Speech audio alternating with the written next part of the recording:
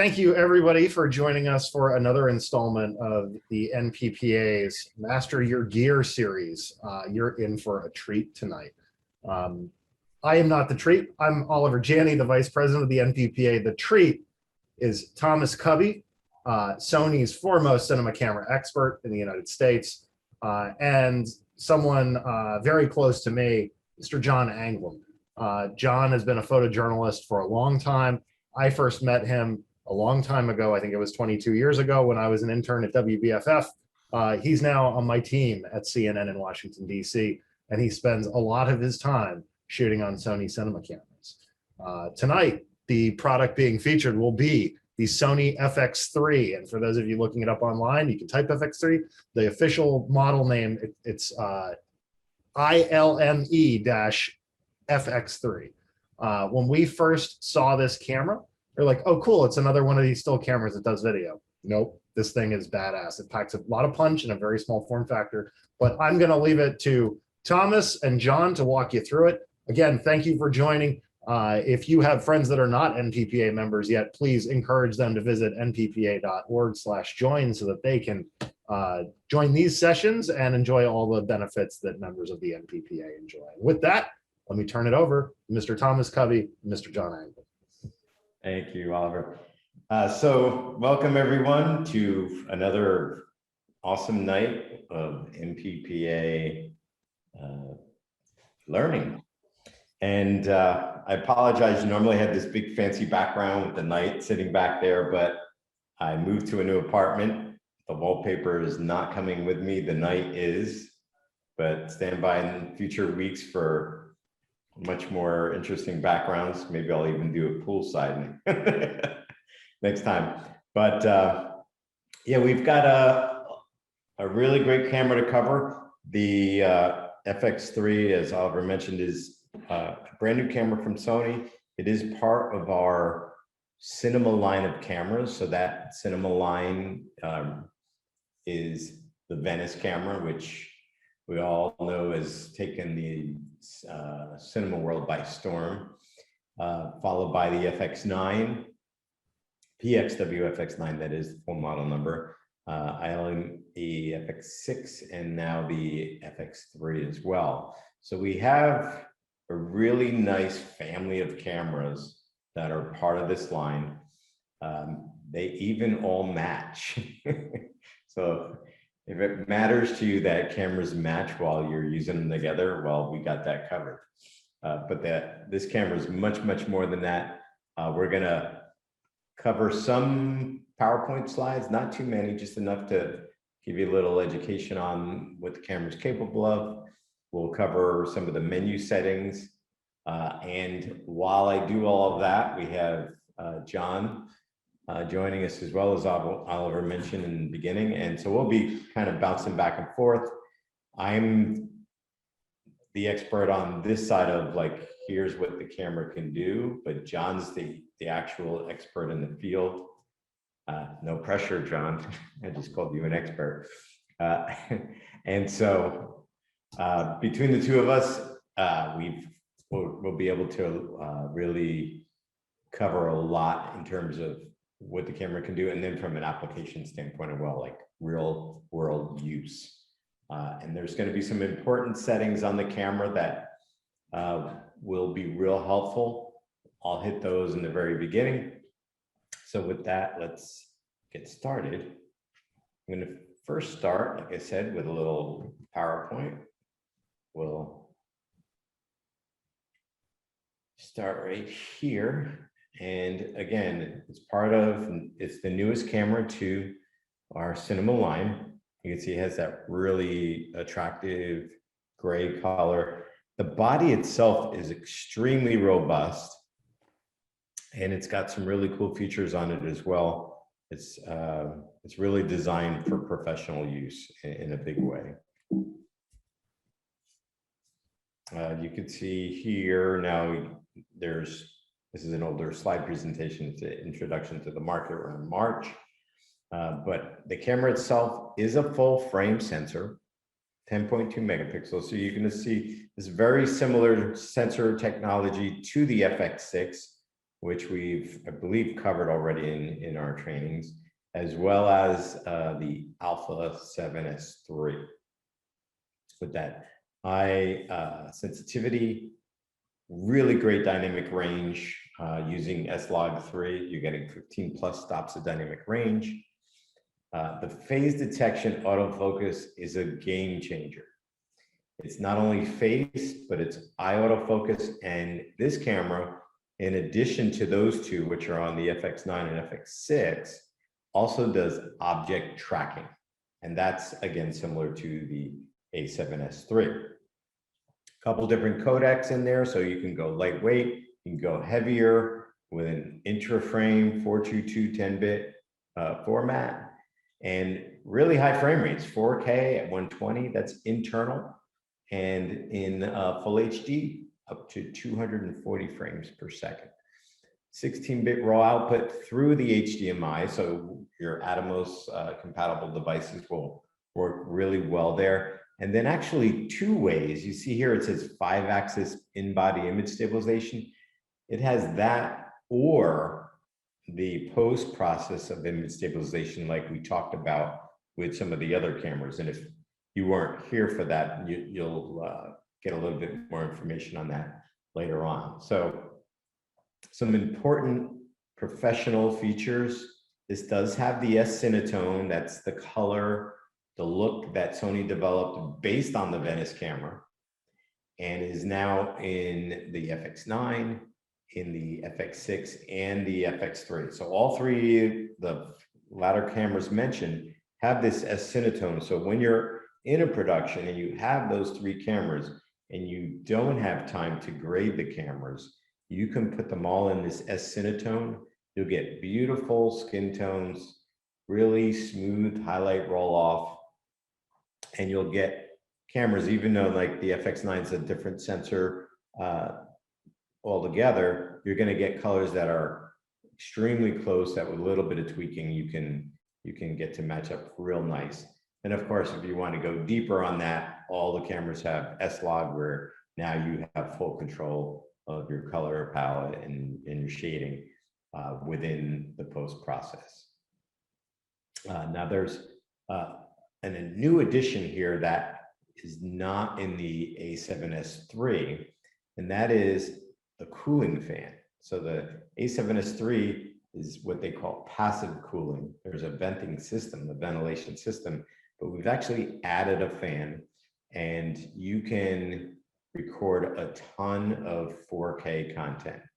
Now there's one little trick that you got to do, and it's in the manual, but most of our customers are so excited to see the camera and get it in their hands and start using it that they don't read the manual. And the most important part of the manual is to go in and change the setting of the fan to a high temp mode. And it's that high temp mode that's going to allow you to have those longer recordings. If you don't change that setting, you'll be very disappointed, and you'll probably be maybe complaining under your breath and maybe a few curse words. But the reality is, once you change that setting, then you're golden. So that's a really important feature that you have to go into. We'll make sure we cover that. And what I love about this camera is the design, and we'll start to see some pictures and things like that. The points where there's a handle and the accessories, screw points and the tallies that really add to the value of this camera being more of a movie camera, although it can do stills. Its focus is to do movies, videos, filming, that sort of thing. And really nice exposure controls as well, and a dedicated zoom rocker, right? So again, the cinematic expression, I'm not going to, some of these slides I'll just breeze by because we've already talked about the 10 megapixels, but tons of focus points, 627 focus points, really high ISO sensitivity. It's amazing how high you can go with this camera in low light and have it really have amazing picture quality.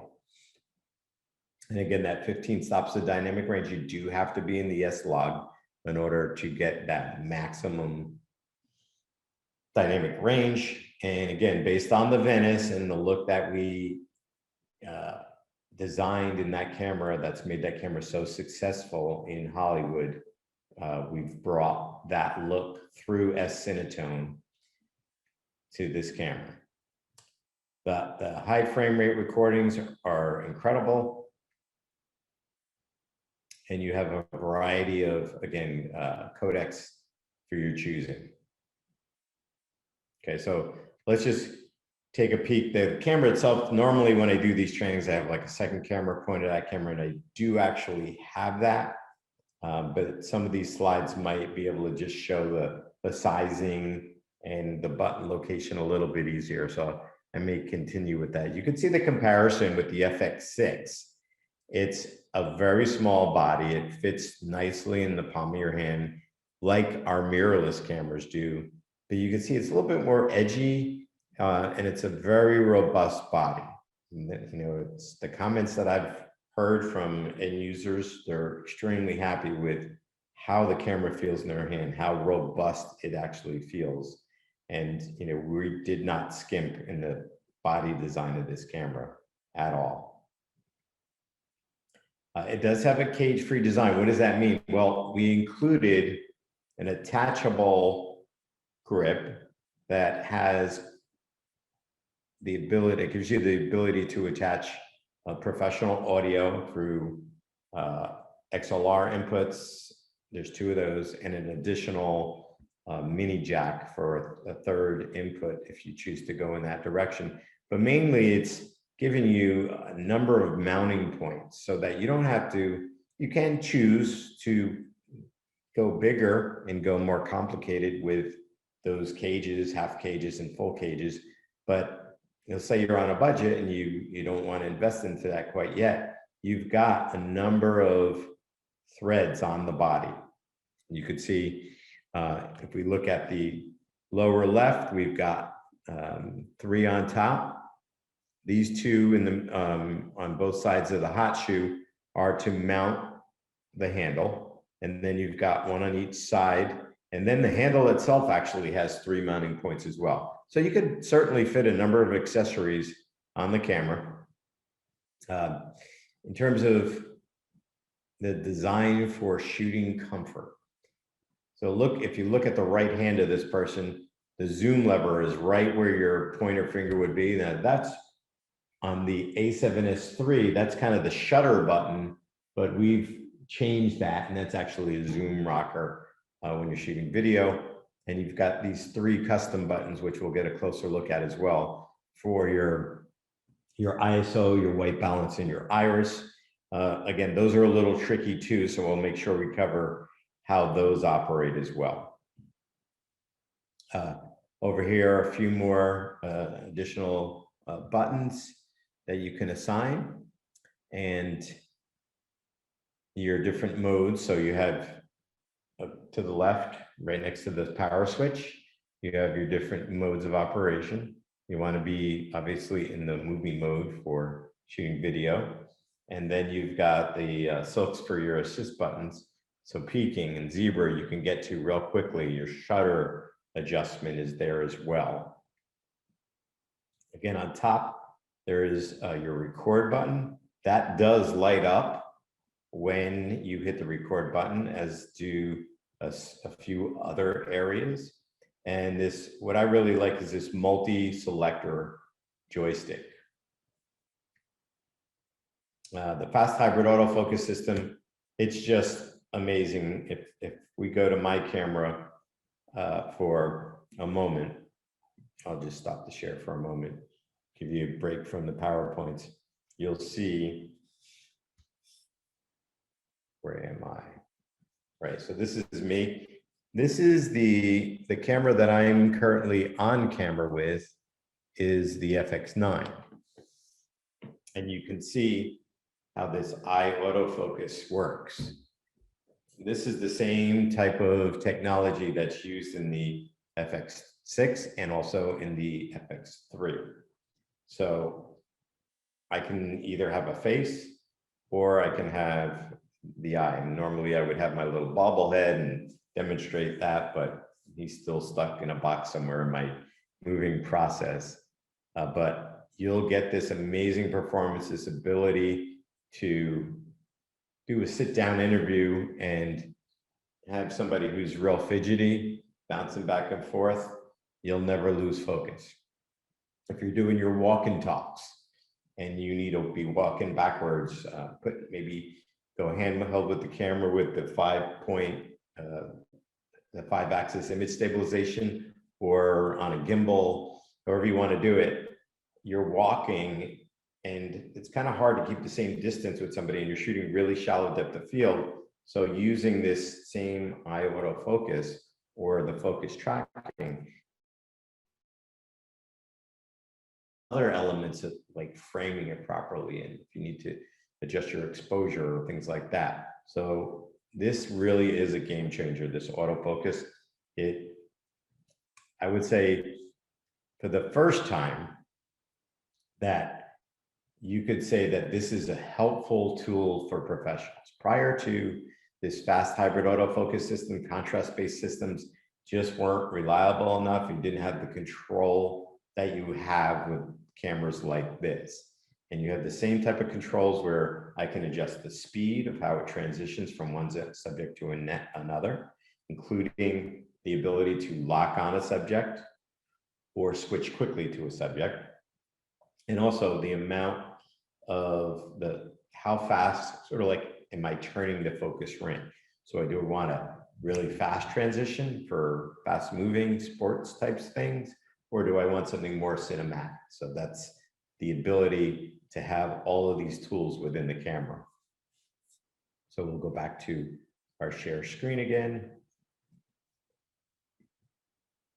Here we go. So you can see, in addition to the real-time eye autofocus, there's also what's called touch tracking. That basically means whatever subject I touch on the screen, it tracks. So it doesn't have to be an eye, it doesn't have to be a face, it could be anything. And that can come in handy in certain situations. Maybe it's a car or somebody on a bike. And you have subjects moving either towards the screen, away from the screen, across the screen. It's really going to be a helpful tool to utilize. Now, the 5-axis in-body stabilization is possible on this camera because it doesn't have a electronic variable ND. In fact, it doesn't have any ND. So you are going to have to ND your lenses, unlike the FX3 and FX9. Of course, adding something like that would make the camera so much bigger. So we have to make choices when we design a camera on what people are looking for. And we already have, cameras that are mid-size and a little bit bigger. So to stay in that small size, that's really great on a gimbal, or really great on a drone, which Sony's new AirPeak is going to be an amazing drone to utilize with our smaller body cameras. One question, Tom. Sure. Does the 3 doesn't have that high-low gain setting that the 9 does, correct? That is correct. It has a super wide range of ISO, but it does not have what's called a dual base ISO. Yeah. The 9 has dual base ISO. It's 800 and 4000. The FX3 has a low sensitivity mode, which takes you up to about 12,000 ISO. Done a little bit differently than on the FX9, but these other cameras, like the A7S III, the FX3 has an amazing, just huge range. You'll probably never even utilize how high you can go in the ISO. I mean, 400,000, most of the time, if you go to 50,000, you could pretty much shoot in most super low light situations. And obviously, if you go up to 400,000, you're going to have significant noise, but you can literally turn pitch black into daylight with 400,000 ISO. But yeah, great question, because there are differences in the camera and how they're utilized. So with this new fan that we added, you have uninterrupted. We did tests. Me personally, I've tested it a bunch of, just one time when I first got it. It says, you know, a shooting session in approximately 13 hours. I shot straight 4K 120. So they're talking about 60 here. I shot 4K 120, put 2 cards in there, and let's go back to my, sorry. Let me go back to my Zoom. All right. Trying to find the non-sharing part.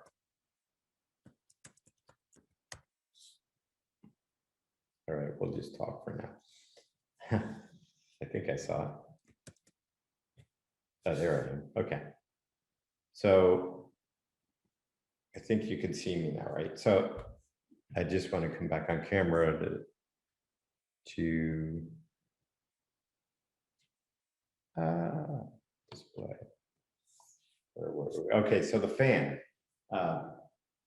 I set up in my apartment. My apartment was my older apartment, always warm.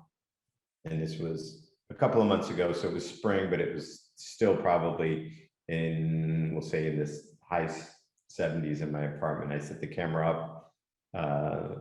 This is the camera, by the way. I do have one here, just so you can see. And I'll disconnect this for a moment. So within the camera itself, there's a system that has a ventilation. You can see the ventilation along the side and the back, but now there's a fan inside. So I set this camera up to do 4K 120. I put 2 cards in. The card slots are here. So since we have the camera, we'll talk about where the card slots are. So right in here, and you can set them to a relay mode. When they're in a relay mode, it means it jumps from card 1 to card 2, and I can hot swap. So now I can take card 1 out, put a new card in. When it's finished with 2, it jumps back to 1, and I just keep going. So I did 4K 120 for just under 6 hours. Straight, no breaks. Nobody does that. So I don't know anybody that shoots 6 hours straight 4K 120 without even taking a coffee break, using the toilet, you know, getting your talent adjusted and whatnot. So anyway, the ability to record that long at that high frame rate is possible because of the extra fan. But again, you do need to do that setting. And since we're talking about that, let's do that. I'm gonna plug it in. What's really cool is there's a full size HDMI. So I'm gonna take my HDMI cable here, plug that in, and then I'm gonna switch over to that camera. And there we go. Okay, so Can you talk a little bit about the 2 different types of media that go into those slots? yeah. Sure. So the media itself is again, do 2 types of media: CF Express Type A, and then also SDXC cards. So you can use XDXC in most situations, and of course, you always want to be at least Class 10 U3. But my personal opinion is just spring for the CF Express Type A's. And the biggest reason why is well, if you do any slow motion at all, you're going to need them anyway, because any of the high frame rates, either HD 240 or 4K 120, you do need those Type A cards. But I've been working with a manufacturer and had my camera out on loan, and they came back with some footage, and I was putting it on a card for them. And the CF Express card just was so fast. It was lightning fast compared to what the SD card is. So if you really want to sit around and wait for your content to come off the camera, then or the card, then you're okay with the SDXC card. But if you really want to get your work done quickly, and what they say, time is money, right? So I can get that content off and I can start working on my project right away when I have a CF Express. Plus, they're way more robust. I think it's just totally worth the investment. You're buying a brand new camera. It's in a great price point. The CF Express are going to cost a little bit more, but it's a great investment. They come in 80 gig and 160 gigs. Do you have some that you could show what they look like? Size comparison? Do I have something? Is that what you said? Yeah, do you have some you could show as a size comparison? Kind of. Hold on 1 second. Saw it somewhere. The really cool thing about it is that the cards go into the same slots. The way they designed it is that the SD card goes into the same slot as the CF Express goes into. So they designed it with only one of those can fit at a time, not only one at a Right, time. They yeah. go into the same slot. okay. Yeah, here we go. Found one. They look about the same size as, I'll put it here next to my eye because that's where it's going to be the best focus. We'll see if we can get a little closer. I haven't gotten much sleep lately because I'm packing, so it might be a little bit more bags here. Let's see. See if we can get. There we go. So it's our tough media, means it's tough, really rigid. You can see it's thicker, and I don't have an SD card here, but it's much thicker this way. There's hardly any, like, I really couldn't break it if I wanted to. So that's, and I don't want to. But that's what they are. And you can see the speeds on them are just ridiculously fast. So this is I could do like a commercial, like, your beer tough? Not as tough as a Sony CF Express card. How's that? All right. Wouldn't be a Thomas Covey training without some corny jokes. All right. So John, in your shooting with the FX3, what kind of media have you been using? Well, I've used both actually. I used the Express card that I pulled out of one of our other cameras, and I've used the SD card. And to be honest with you, I really didn't notice compare the speeds of them at all. But I tell you, I was surprised with the fact that the way the slots were designed, that both types of media can go into the same slot in the camera. Right. Yeah.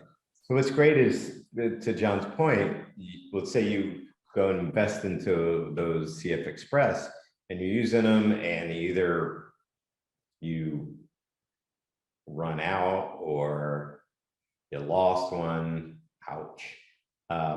You could run to any, local electronics store. I'm not going to mention names, but you could run to any local electronics store and get an SDXC card and use that. You would just be limited to not being able to shoot high frame rate content. And when you see how beautiful the high frame rate content is on this camera, you're definitely going to want to shoot some 4K 120 or HD 240, definitely, without a doubt.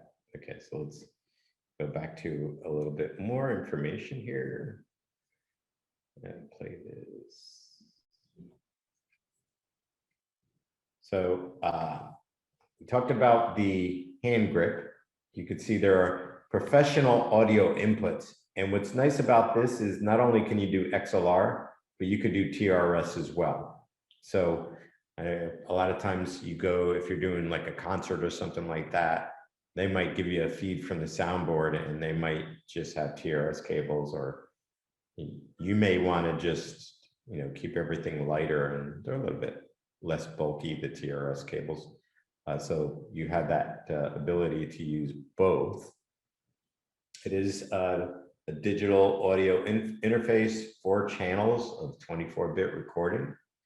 And there is also a mic jack on the camera body as well. So that's, again, behind one of the little side panels that we'll cover. So as far as the, operability, there's some really cool things on here. I love how the monitor pops out and gives you all the different angles. You can hold the camera over your head. You can hold it down low. You can flip it back in place. Now, one thing to consider, though, you do not have an eyepiece viewfinder. So this is a big difference from the A7S III. A7S III has our traditional eyepiece viewfinder and an LCD. Here we're going for more of that cinematic operation. So it's just the display monitor. Now there are some third-party little hoods that work out nicely to add to those when you're in brighter sunlight. But there is also a sunny day mode on the LCD panel, so it does make that panel much, much brighter for use outdoors. The panel itself is touchscreen operation, so not only can you touch the screen for your autofocus tracking, but you can also touch it for menu operation, or use the little joystick on top. I love the little joystick with it's got a nice little tactical feel on it, and it's quite easy to move around. And you could see, again, we're mentioning about the CF Express Type A or the SDXC, or even SDHC cards can be used. And then you can see up here in the top right, your zoom operation, tight and wide. Now this camera has what's called clear image zoom. And if you're not familiar with clear image zoom, I will explain to you what it does. John, before I start to do that, have you experienced anything with clear image zoom? Yeah, I was just messing around with it before we started. Some lenses, I don't know if all lenses will do it. This 24-70 that I have on right now will do it. And it's pretty handy. You can, even without having to zoom on the camera itself, you can add a little extra push if you need it, and just by using the zoom rocker right here, you can get a little more length on your lens without having to actually physically go here. So if you need to just do little adjustments, it's kind of handy. But, and Tom, I don't know if all lenses are supposed to do it, and there was something I was missing. Do the prime lenses do that zoom? I think, am I on camera now? Because I did it. Yes, you are. Okay. Get that out of the way. Yeah, so the way clear image zoom works, and this is not a new technology for Sony. This is something we've been doing for years. So it's really advanced technology where we do a combination of pushing in and utilizing the extra pixels in combination with a image database with millions and millions of images in that image database. So pictures of flowers and textures and colors, so that when the camera sees something, it can actually interpolate new pixels. And so with that interpolation process, we can create a zoom that's visually lossless. That's why we call it clear image zoom.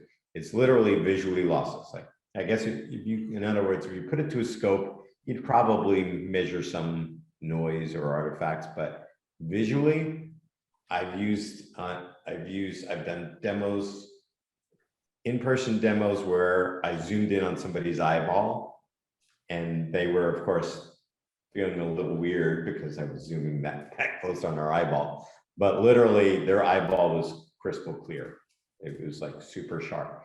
And so the way it works is this: if our camera have a zoom, a built-in zoom, it'll zoom to the end of that optical zoom, and then it'll keep going into the clear image zoom.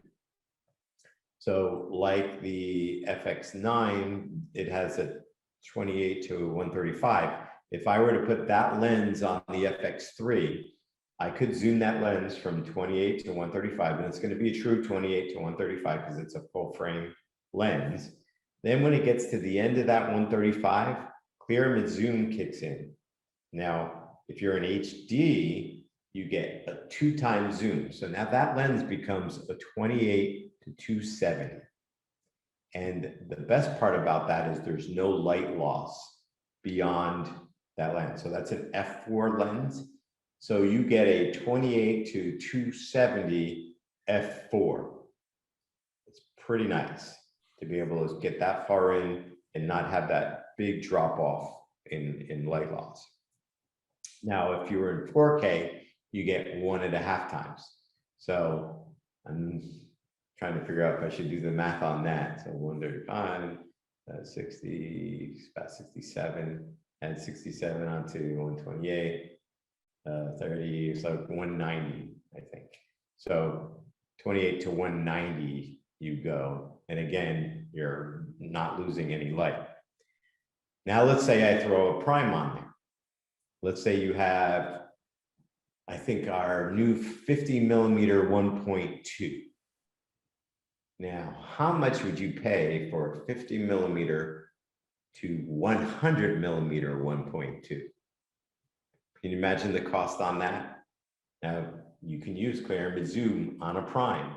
So I can literally get in HD 50 to 100, still maintain my 1.2 aperture. So I'm getting that incredibly amazing shallow depth of field. Lens has beautiful bokeh, and I can still shoot up 1.2 the whole way through. Or if I go to 4K, I go 50 to 75. Sometimes you're just on a tripod and you want to just change up your shot a little bit. Instead of moving the whole tripod in and you're using a prime lens, you turn on that clear image zoom and you just punch in a little bit. So it's a time saver as well as giving you extra options if you need to get that shot that's really far away. Now, the one thing that does happen when you turn on clear image zoom is you lose that touch tracking autofocus. So there is always a trade-off when you're using all of those technologies. And so that's the one thing, but it's sometimes worth it to not have that touch tracking and being able to have that clear image zoom. So John, in your next couple of times you go out, really try and play around with that and find a fast lens, and you'll find, you know, even in a lower light environment, you're wide open on that lens and you can zoom in. And it's a really great feature to have. Yeah, these two lenses I just stuck on there, it's working now. So I don't know if I had a setting off or something like that. We had one question for you. I think OJ reached out to you about external powering. Sure. Okay, so if you look, this side of the camera is perfect. You can see there's a USB-C right here. Now you do have to have a battery in the camera, but you can add an external power supply. There's a couple different ways you can do it. I have actually used a portable battery system, but what you should actually do is get a power supply it's called USPD. So it's USB, sorry, USB PD. So it's USB power delivery. And you put the battery in there and you'll see when you plug in that cable, you'll see the battery actually almost kind of like trickle charges, and you could see like a little plug in there. It's telling you that you're connected. Now I also had, again, this FX3 was at an event with our folks at Vitech, and they were showing off the FX3 on a tripod with one of their third-party accessory batteries that would probably power that thing for days. And it had a little USB output that they were able to plug in and power the camera off of that as well. So you got a number of different options you can do there. But you do need to have a battery in the camera, and you also then need to turn the camera. Let's see, start our sharing. Let's go into the menu for that.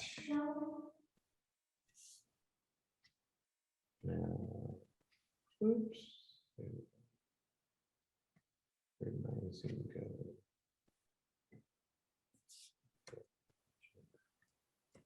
Bear with me a second. I'm clicking on too many things. Can you see me? I can't. No. What are you seeing? A desktop. You're seeing my desktop. Okay. Where did I go? Look at that. Still seeing a desktop. Is that it right there? Seeing a desktop. Still seeing the desktop. That shouldn't be. We see the one with your phone on it, Thomas. Okay. I don't know what to do because I stopped sharing the screen. It was physically the desktop of your physical desktop. Right. Now. Sorry, folks. We're having technical. Now we see your computer desktop, Thomas. Oh, when you said you were seeing my desktop, you were seeing A physical one. Okay. What about now? Seeing the menu of the camera briefly. Okay, good. That's what we want. All right. Sorry about that, folks. All right. So this is an important menu of, let's cover a couple of different things here. So we were talking about the, so go all the way to this bottom menu here in the setup operation. And you can see if you go to USB, and you have to turn this USB power supply on. So that does have to be on in order to utilize the camera the way I just mentioned. Okay. Now, let's see.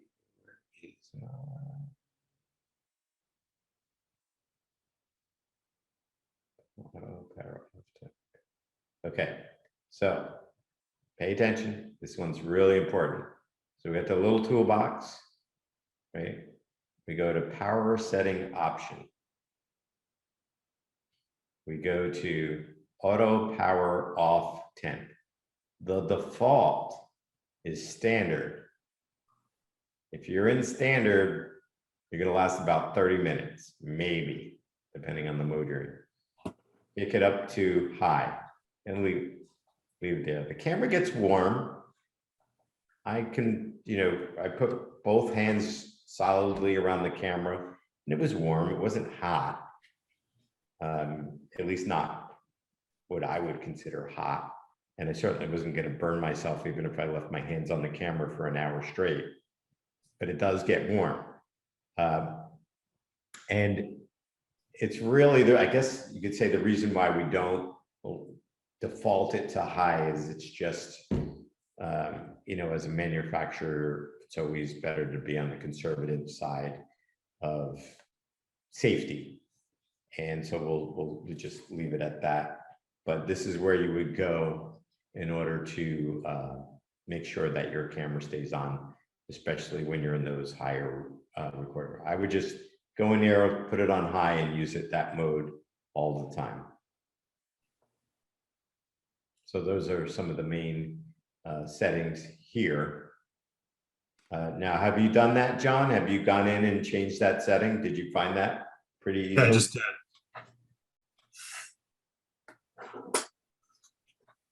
What's that, John? I just did. You did it now. You didn't even know about that. So look at that. Even the expert learned something tonight. That's great. So John, let's get sort of like go off the beaten path here a little bit, because I've been doing all the talking. And why don't you kind of share with everyone some of the things you really love about the camera? And if there's a few things like you had to do workarounds for, that's okay too. You know, Sure. we're all learn something. But yeah, why don't you kind of give us a little bit of your feedback and your experience? Maybe, you know, talk about how you use the ISO range in different applications, your use of the quick buttons, tallies, any of those kind of things. Well, the one thing I really like about this going forward in the future is just the size of the camera, because I'd be using this primarily as a second camera and then like a B-roll camera. So the one thing that I'm really excited about is the fact that I could fit like 2 or 3 of these in a case with an FX9, and you know, have 2 or 3 or you know 1, 2, 3 extra cameras with me. And I wouldn't be carrying cameras in Pelican cases, so I'd be saving money at the airport checking bags, because this camera would be going into the same box as the 9. So that's huge.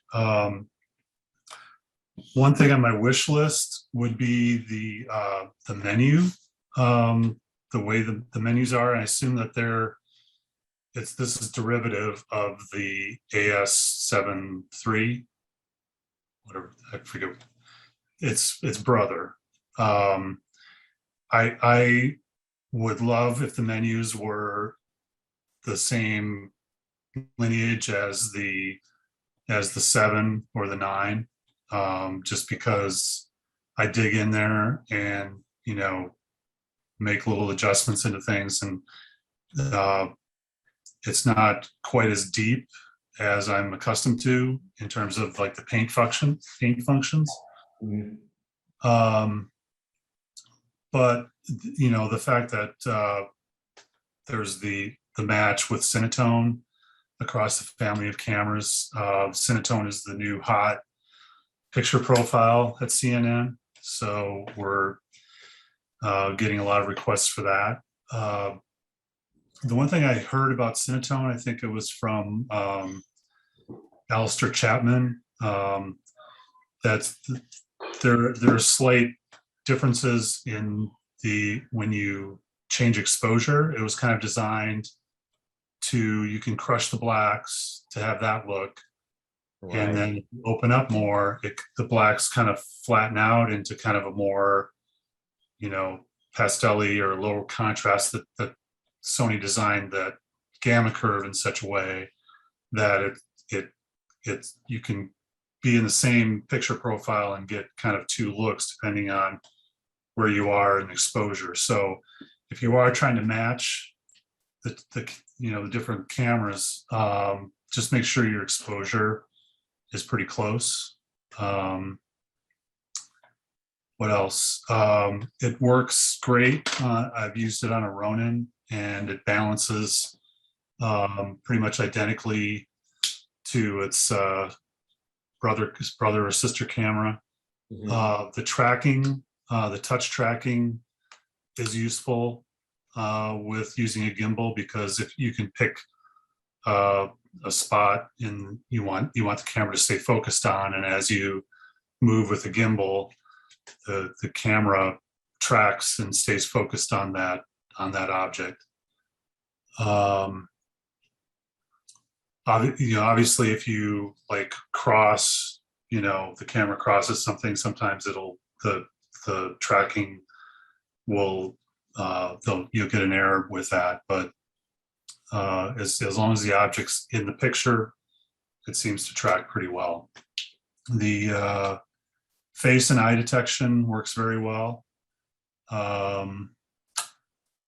I tried doing some with a 9 on some racehorses and had a little bit of an issue just because I think there wasn't like an eye for the camera to focus on. But generally in a, you know, situation that we encounter every day, it's gonna find the eye and stay focused on it. It's very helpful as a B camera in the sense that one of the ways I kind of envision using it is as a second camera. I've got a 9 as my main camera, close-up camera, and then I need to just break off and shoot B-roll. This is the camera I might go to because I could have it sitting on a stand on a Ronin with the motors locked, and I could just break it off and I'd be ready to go to use this as a B-roll camera. Very small and easy to get around with.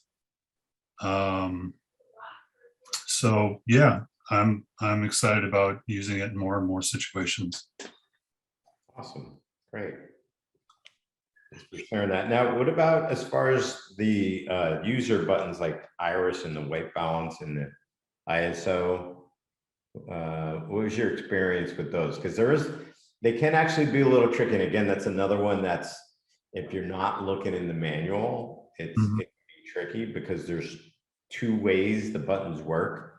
You have one way where it's a long press.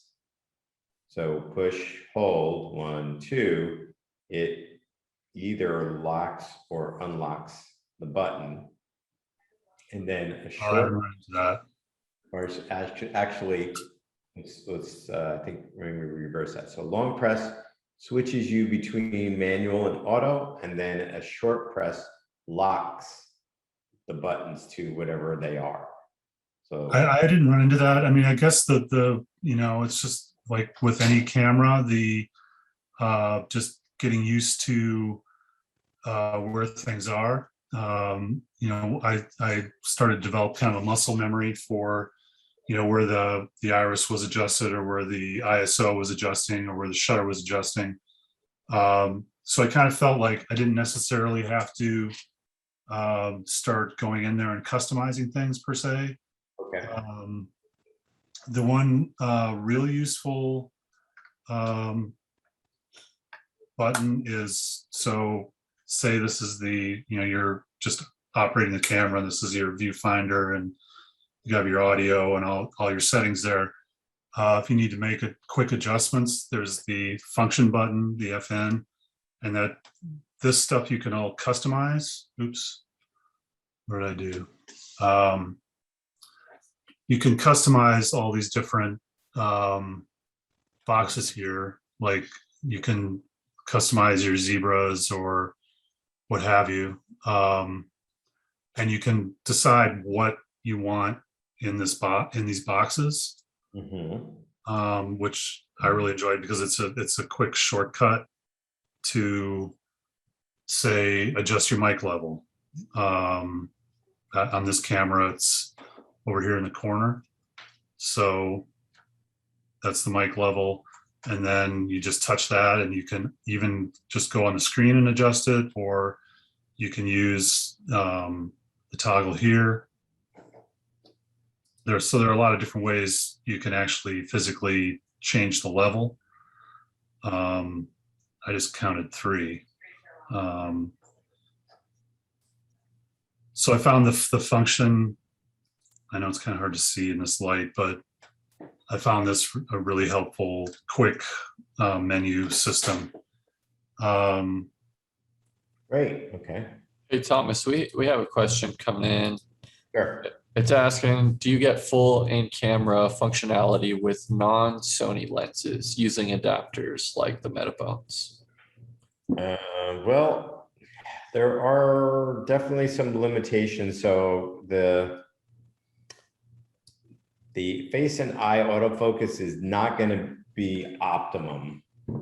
It really does have a drastic variance between how new is the adapter, how new is the lens. Some manufacturers work better than others. I've heard a lot of combinations work pretty well. We can't guarantee performance unless it's a Sony.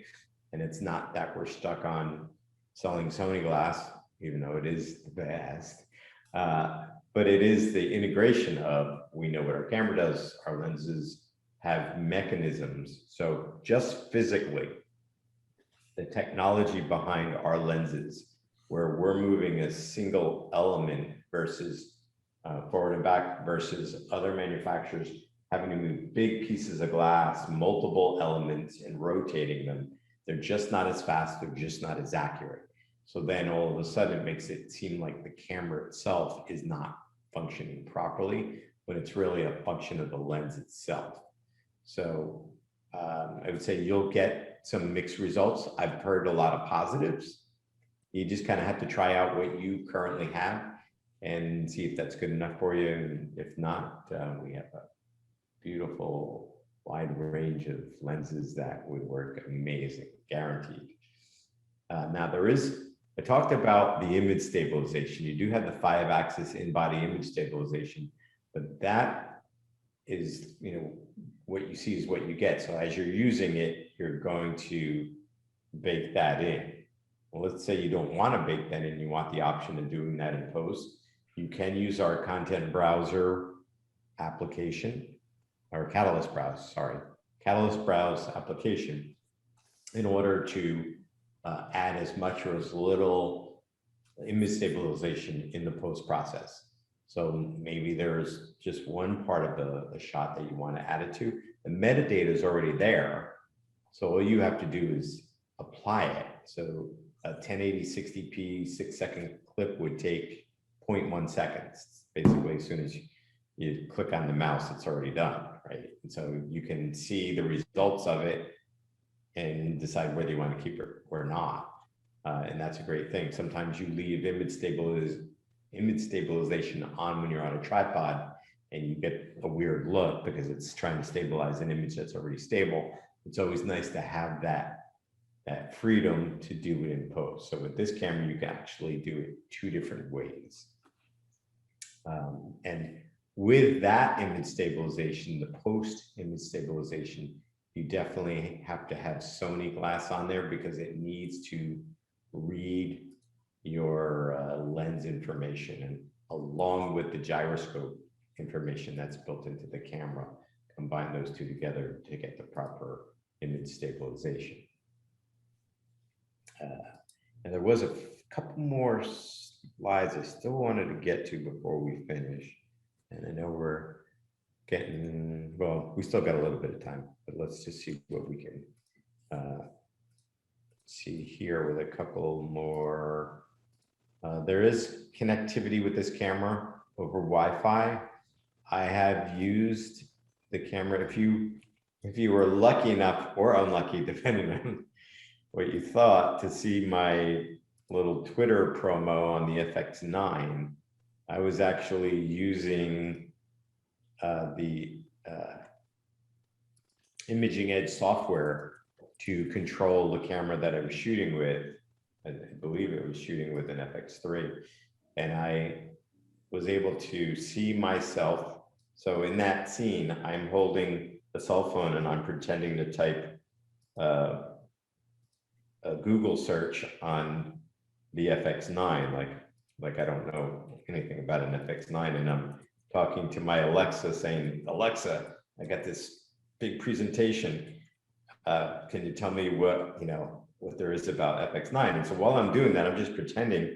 I actually started and stopped my recording and changed the focus from the Alexa back to me, back to the Alexa, back and forth, using the touch screen on the Imaging Edge software.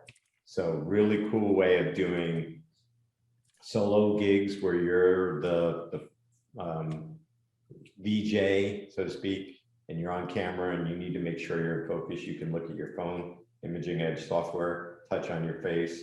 It'll focus on your face, touch somewhere else, like an Alexa or whatever other object. And if you got a fast lens, you get that nice shallow depth of field, nice smooth transition, because I can set the transition speeds. So you could do a lot with the control itself. And you can also do some data transfer as well. It's transferring images. I transferred the images to my phone using the application as well. Did mention before the full-size HDMI. That's a big thing. A lot of these smaller body cameras have the micro and mini HDMIs, and it's just not a robust connection as a full size. So it really is helpful to have that connection. Battery wise, it uses the same batteries as the A7S III and other models. So this NPFZ100.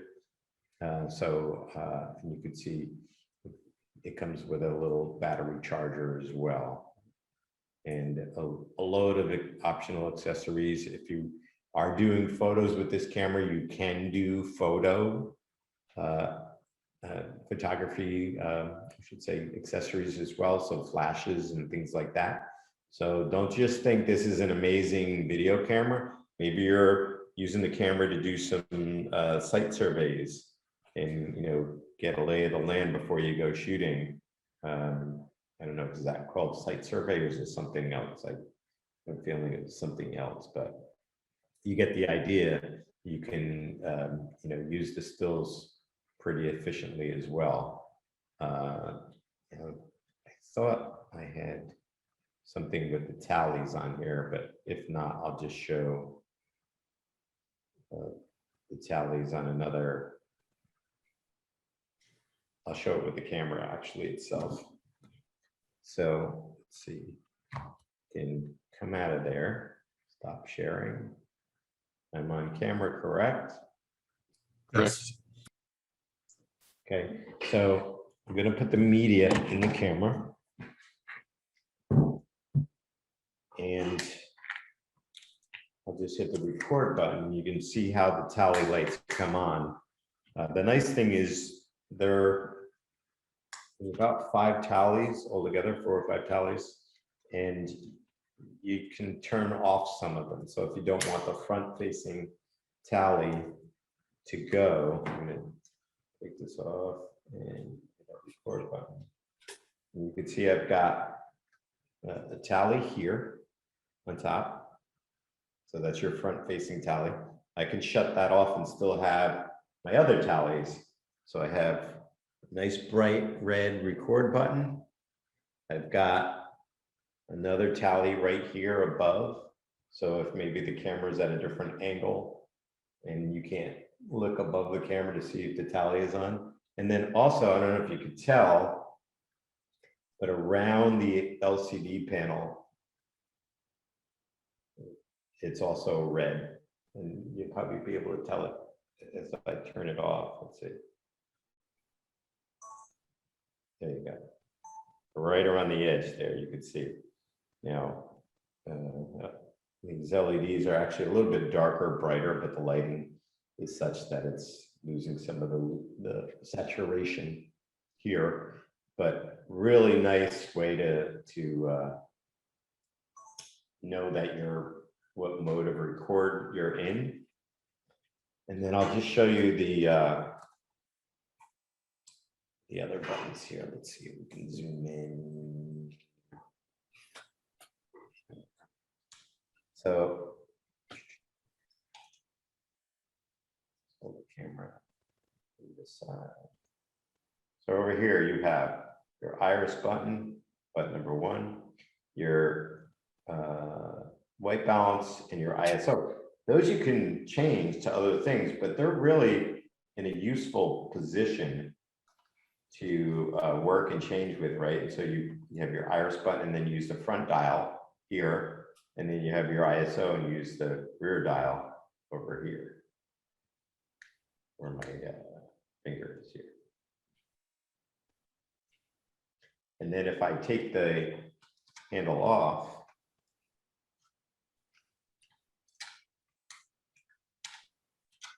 get a closer look at it. So this is our hot shoe. You could put any of our professional wireless microphones will mount on there. So single or dual channel, and you can see the different mounting points here. So got one there, here and here. a nice Cinema Line logo, you can proudly display.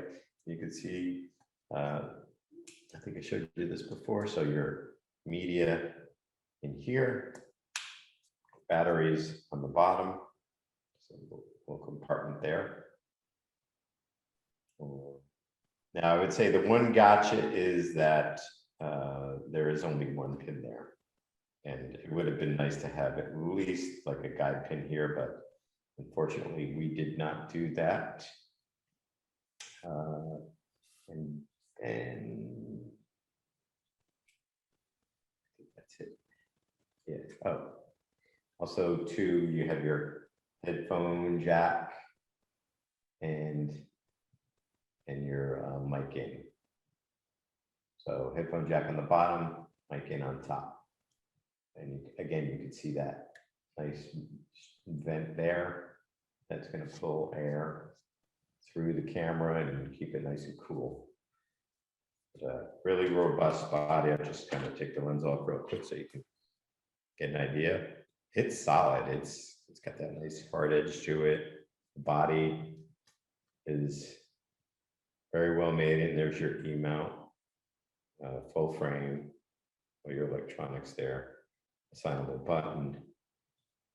This camera is being used in a lot of places more than we thought, and it's been happening for a number of years where we'll design a camera for one application, and because the camera makes such a great picture, it ends up going in these other applications as well. And this camera has been finding its way onto sets along with Venice cameras. And we were initially concerned because you know, there was a want for time code and True 24, which the camera does not have, is 2398. But it does still fit into those applications where, you know, you're looking for crash cam or C camera or D camera, I don't know what level, depending on your production, but more and more and more, this camera is finding its way onto high-end sets for those type of productions. Let's see if there's anything more. You have anything else to add, John? You're a little quiet there. I want to make sure I'm not talking too much. And No, I'm just absorbing it all. okay, great. So let's see if we can switch over to the menu system. There we go. So, you know, this is an interesting menu system. And for people that are used to FX9 and FX6, you look at it the way I did when I first saw it, and I was like, whoa. But it's really not that bad. You can see there's categories for everything. The areas you want to go to is you want to go first into this, in my menu setting, and just start adding items. Very much like the custom menu on an FX6 or an FX3, you go in here and you just add items, and then you're not having to run through every single little thing here. So I can run through the camera, pick items that I know I'm going to use often, and so I hit the mode button. So there's your mode button. So I can get to the different photography modes as well. But I meant to hit the menu button here. And then you have your different record modes, your movie settings here, the different frame rates. So this Thomas, is it's OJ. As John mentioned earlier, somewhere in the menu that he feels like it's kind of lacking is the paint. yeah. Does the camera hardware, would it support maybe a firmware update in the future? Possibly. I know you can't commit tonight, but you know, all we can do is take feedback and pass it up the chain. There's been no word whether we would or wouldn't. The picture profiles are what you use in a camera like this, and I honestly don't know if it's even possible to give it the same kind of menu. And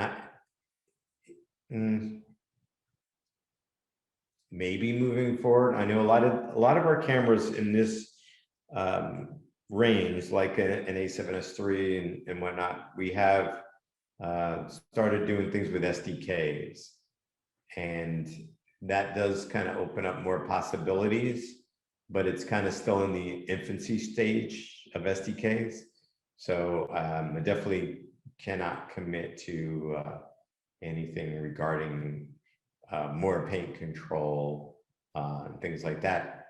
Obviously, we're getting a lot of requests for that because, like I said, the camera's making its way onto the sets with the Venice, and it's making its way into those. If anybody saw the NFL playoffs last year, you started seeing those field shots where they're following the player around, and we were using a lot of different cameras. Like some of those shots were coming from a Venice, some of them were coming from an A7S3, some of them were coming from FX3. And now you're looking at a broadcast application. So yeah, those tools would definitely come in handy, but they're not there yet. Not there yet. One thing I should mention though. Thomas, by SDK, are you talking software development kit? Correct. Okay. So that's interesting. Yeah. A lot of that is like for remote control applications too, the SDK stuff. Right now we're doing a lot of stuff on the photography side for wedding photography, where we're working on implementing like a way to upload things for those type of applications. But there's a lot of things in progress with SDKs, but nothing that's really solid yet. It's actually, if there's anybody, any of your folks have stuff you're thinking of with an SDK, definitely contact me, and I can put you in touch with the right people within Sony that can kind of review your application and and tell you if it's something that's possible or something that might be a future implementation. Before I forget, I want to make sure that everyone realizes this camera is a full frame camera. It's 10 megapixel. When you move to Super 35, you move below the threshold for 4K. So if you go to Super 35, which is APS-C mode, you can see that it says APS-C S35. You are only capable of shooting in HD. So just keep that in mind. There's a lot of Super 35 glass out there. You can use adapters to utilize it. A lot of those lenses would be manual focus and aperture and all that, and they'll work great, right? E-mount to PL, it's a very common thing. But just know that that's an HD application only. So you have to be in full frame in order to shoot in 4K. All right. Let's see, there's your S&Q settings as well, right? So where I can set up my high frame rate things, your media formats. Now, in this camera, you're using picture profiles for your different looks. And I believe there's about 11, and picture profile 11, which is the default, is the S-Cinetone. Thomas, the one thing I would really like them to do is actually, instead of just doing numbers, if they could actually use the name of the gamma curve. Okay, yeah. Because every time I have to I have to Google what picture profile is Cinetone or what picture profile number is S-Log3, that kind of thing. If it was just named, that would be a lot more user-friendly. Yeah, or the ability to name it. Yeah. Yeah, some of our cameras do have that capability. That's great feedback, and I will certainly pass that up the chain. Let's see.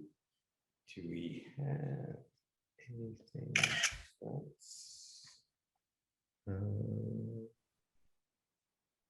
We're kind of winding down, and we've got about 15 more minutes or so. If there are any questions from the audience? Not seen any right now. We'll let them come in. Okay. John, do you have any kind of final thoughts about the camera? I mean, you've been working with cinema cameras for a while. You worked with the NG cameras for a long time before then. Can you kind of just give us your perspective on the progression that you've seen over your career and where you think, you know, things may be going as a practitioner of the craft? Well, I guess, you know, this is in some ways, you know, I said it many years ago, it's like, it's kind of coming down to,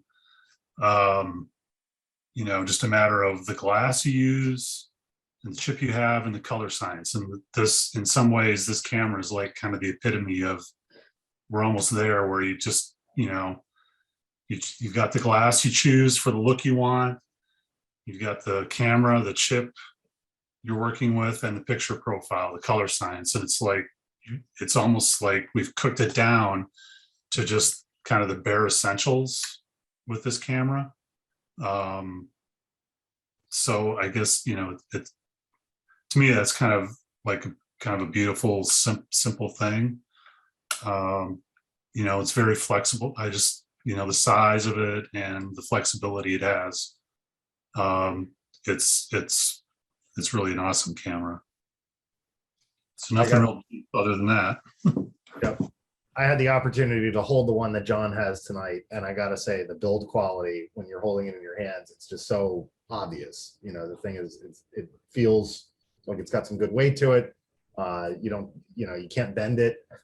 It's a very well made feeling camera, and then you open up all the capabilities of it and see how it fits into, you know, really modern day workflows that we're dealing with. So terrific. I'd like to thank Thomas Covey and Sony for sponsoring tonight's Master Your Gear event. If you would like some more, and I hope you do, you can join us on Thursday night, and Sony's back with the A7C. And thank you also to John Anglum. Thank you for volunteering to do this evening. I know you've got a busy schedule. I have something to do with that. But thank you all for tuning in this evening. If you missed parts of this, if you had to dip out, or if you have friends who you think would like to watch this, please direct them over to nppa.org. It is available behind the paywall. Just go to events, Master Your Gear, and you'll see previous recordings. So Thomas, John, thank you again. Thank you all for joining us. Have a wonderful evening.